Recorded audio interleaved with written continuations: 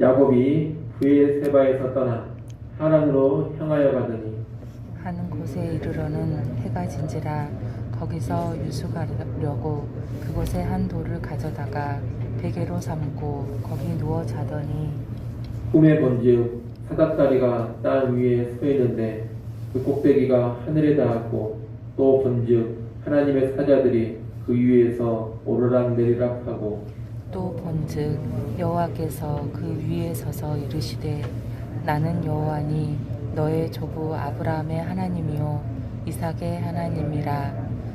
내가 누워 있는 땅을 내가 너와 내 자손에게 주리니 내 자손이 땅의 티끌같이 되어 내가 서쪽과 동쪽과 북쪽과 남쪽으로 퍼져나갈지며 땅의 모든 족속이 너와 내 자손으로 말미암아 복을 받으리라.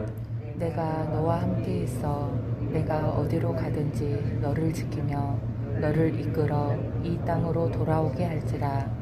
내가 내게 허락한 것을 다 이루기까지 너를 떠나지 아니하리라 하신지라.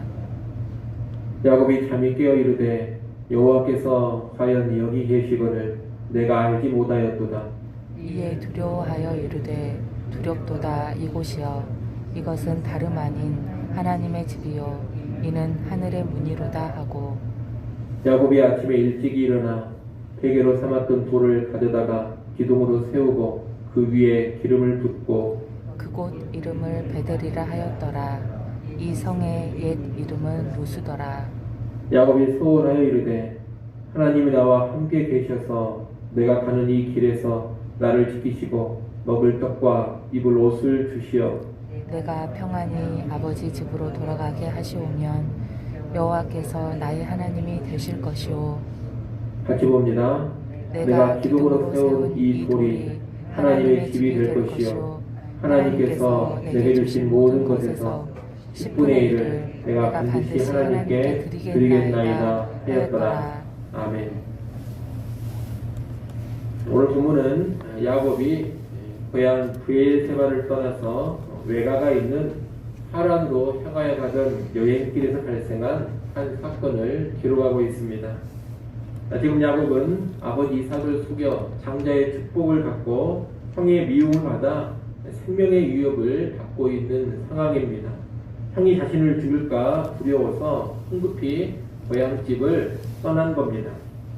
지금 이 여행길은 무척 고달프면서도 불안하고 외로운 길입니다. 브엘세바에서 하란까지는 약 800km 정도 거리가 됩니다. 이 거리는 광주에서 서울, 평양을 거쳐 북한 땅 끝 신우주까지 가는 그 정도 거리입니다. 야곱은 지금 이 먼 거리를 혼자서 여행을 하고 있습니다. 가족을 떠나고 고향 사람들을 모두 떠나서 홀로 가는 이 여행길은 상당히 고독하고 외로운 여행길이 아닐 수 없습니다.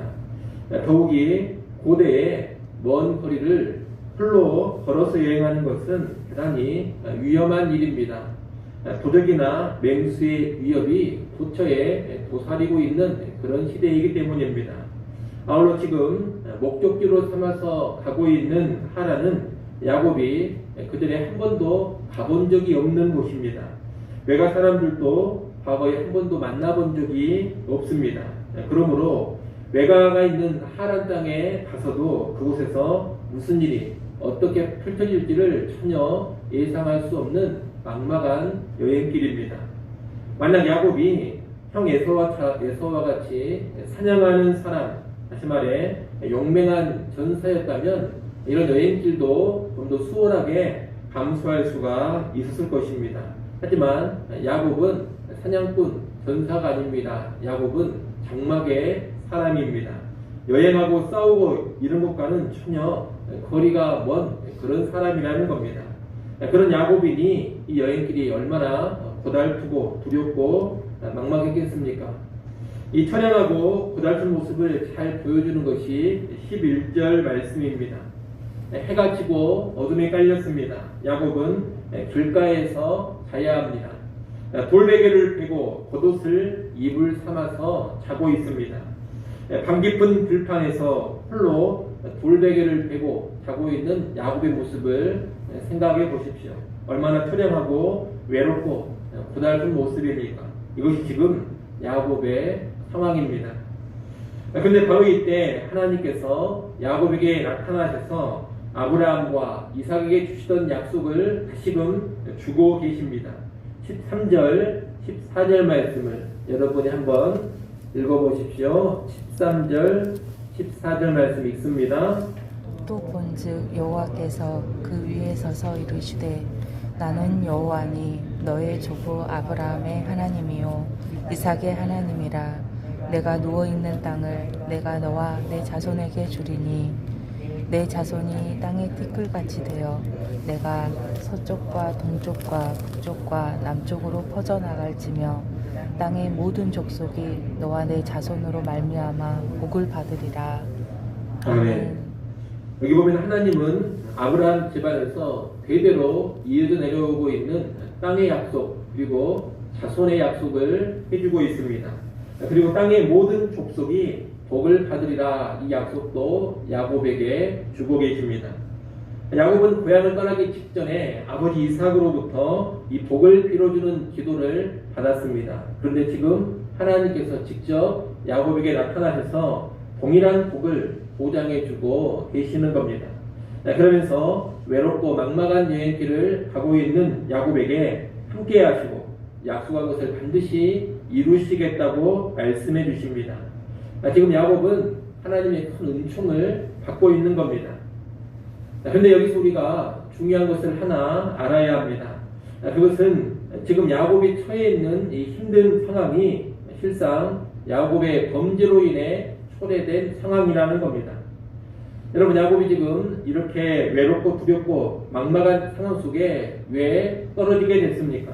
야곱이 어떤 의로운 일을 하고 하나님께 순종하느라고 이런 상황에 떨어진 것이 아닙니다. 하나님의 뜻을 거스르고 아버지와 형을 속이는 그릇된 일을 행한 결과입니다. 한마디로 야곱의 죄와 야곱의 잘못으로 인해서 겪고 있는 힘들고 어려운 상황이라는 겁니다. 그런데 놀라운 것은 이런 상황 속에 야곱에게 하나님이 찾아오셔서 복을 약속하시며 함께 하시겠다고 너에게 준 약속을 내가 반드시 이루시겠다고 말씀해 주셨다는 겁니다. 하나님 왜 이렇게 하십니까? 야곱이 뭔가 잘하고 야곱이 뭔가 잘 살아서 그런 것이 아닙니다. 하나님께서 이 야곱을 주권적으로 선택하셨기 때문입니다. 하나님을 택하셨기에 이 야곱에게 은혜를 베풀어주고 계신다는 겁니다. 여기에 택한 백성의 감사와 감격이 있는 겁니다. 비록 실패하고 범죄해서 힘든 환경에 떨어졌다 하더라도 하나님은 택한 백성은 절대로 외면하지 않으신다는 겁니다. 자기 범죄로 인해 고통당하는 그 자리로 하나님께서 직접 찾아오셔서 그래도 내가 약속한 것은 이루어 주겠다고 그래도 내가 너와 함께 하겠다고 약속을 해주신다는 겁니다. 이것이 택한 백성에게 주어지는 하나님의 놀라운 사랑이요 놀라운 은혜라 말할 수 있겠습니다. 물론 야곱은 자기 죄와 자기의 그릇 행함으로 인해서 고생을 많이 하게 됩니다. 앞으로도 그 좋지 않은 성품 탓에 많은 고생을 하게 될 겁니다. 하지만 그 고생 가운데서도 하나님은 야곱을 떠나지 않고 야곱과 함께 하십니다. 그리고 야곱을 향하여 가지고 계신 하나님의 계획을 다 이루어 가십니다. 여러분, 하나님께서는 이처럼 택한 백성은 절대로 포기하지 않고 끝까지 함께 하시며 그분의 뜻을 이루어 가십니다. 택한 백성이 죄와 실패로 인해 처참한 상황 속에 떨어졌다 하더라도 그 상황 속에 있는 택한 자를 찾아와서 만나 주십니다.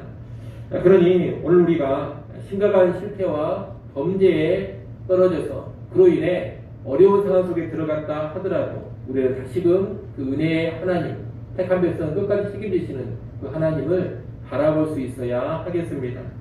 아울러 죄로 인해 당하는 고통과 고난 속에서도 하나님이 이렇게 찾아와 만나 주신다면 죄가 초래하지 않은 고통과 고난의 상황 속에 있는 주의 백성들을 우리 하나님 어찌 더욱더 만나 주시지 않겠는가 이런 생각도 해야 되겠습니다. 하나님이 그들과 함께하지 않으시고 그들에게 주신 약속을 이루어주지 않는 그런 일은 결코 없다는 겁니다. 반드시 함께 하시고 반드시 그를 통하여 하나님의 뜻을 이루어 가실 겁니다. 우리는 야곱 같은 사람도 은혜로 대해주시는 이 하나님을 보면서 오늘 우리를 향해서도 역시 하나님이 은혜로 대하신다는 것을 분명히 알아야 되겠습니다. 하나님은 변함이 없는 분이시기 때문에 옛날 야곱을 대하시는 그 모습 그대로 오늘 우리를 대해 주시는 겁니다.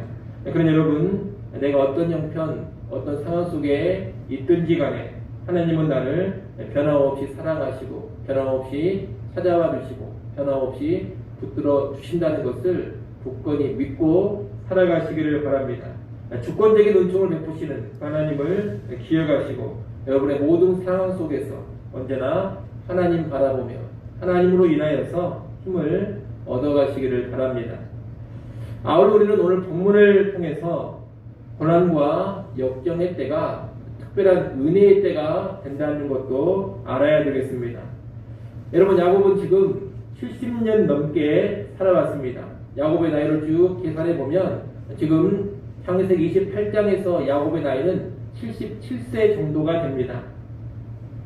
야곱은 그동안 아버지 이삭이나 어머니 리브가를 통해서 여호와 하나님에 관한 이야기를 많이 들어왔습니다. 할아버지 아브라함과 아버지 이삭에게 주셨다는 하나님의 약속도 분명히 들었습니다. 하지만 이 야곱이 하나님을 직접 만나고 하나님을 체험한 적은 한 번도 없었습니다. 70년이 넘도록 그런 경험이 없었다는 겁니다. 그런데 바로 지금 인생 가운데 가장 외롭고 두렵고 고달픈 이때에 살아계신 하나님을 야곱이 꿈을 통해서 뵙게 된 겁니다. 오늘 본문에 보면 본다라는 말을 많이 하고 있습니다. 12절에 보게 되면 꿈에 본즉 또 본즉 이런 표현들이 나옵니다. 13절에도 보면 또 본즉이라는 표현이 나옵니다. 야곱은 지금 인생의 가장 고달픈 시기에 아무것도 보이지 않는 암흑의 시기에 누구를 보게 되었느냐? 하나님을 보게 되었다는 겁니다. 가장 힘들 때 하나님을 생생하게 체험했습니다. 그래서 17절의 고백을 하고 있습니다. 이에 두려워하여 이르되 두렵도다 이곳이여 이곳은 다름 아닌 하나님의 집이요 이는 하늘의 문이로다. 여기 말하는 이곳이 지금 어떤 곳입니까? 야곱이 돌베개를 베고 자던 곳입니다. 가장 처량하고 힘든 곳입니다. 그런데 바로 이곳이 하나님의 집이요 이곳이 하늘의 문이라는 겁니다. 놀라운 역설이 아닐 수가 없습니다. 여러분, 가장 외롭고 가장 서글픈 장소가 하나님을 만나는 장소가 될 수 있음을 알아야 됩니다. 가장 절망적인 곳이 하늘의 은혜가 쏟아지는 하늘문이 될 수가 있습니다. 그런 여러분이 혹시 인생을 살아오면서 가장 힘들고 가장 외롭고 가장 괴로운 시기를 보내고 있다면 여러분 그때가 하나님을 새롭게 만날 수 있는 기회라는 것을 꼭 기억하시기 바랍니다. 내가 눈물을 흘리며 내가 고통당하는 그 지점이 하나님의 집이 될 수 있고 하늘문이 열리는 그런 곳이 될 수 있음을 아시기 바랍니다. 그곳에서 하나님은 가장 강력하게 일하시고 나를 위하여 역사하심을 꼭 믿으시고 그런 상황 속에 있다 하더라도 새롭게 소망을 품을 수 있어야 하겠습니다. 우리는 오늘 브엘세바를 떠나서 하란으로 가는 외롭고 고달픈 야곱의 여정을 보면서 죄로 인한 실패 속에서도 여전히 주권적인 은혜를 베풀어 주시는 하나님, 또한 고난과 역경의 때에 새롭게 만나주시는 하나님을 알 수가 있습니다. 여러분, 이 하나님을 늘 기억하시고 신뢰하시고 하나님을 향한 믿음으로 우리 인생의 여정 하루하루를 살아갈 수 있는 성도들 될 수 있기를 간절히 축원합니다. 기도하겠습니다.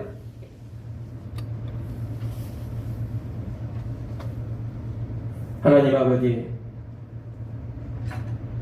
우리 하나님은 택한 백성을 절대로 포기하지 않고 끝까지 함께 하시며 끝까지 책임지시는 분임을 우리가 분명히 알고 믿게 하여 주시옵소서. 범죄하여 실패하고 범죄로 인해서 고통 속에 떨어졌다 하더라도 하나님은 나를 포기하지 않고 계속해서 찾아오시며 끝까지 이끌어 가시고 실패한 나를 통해서도 주의 뜻을 이루어 가심을 굳건히 믿고 그 하나님 바라보며 살아가게 하여 주시옵소서.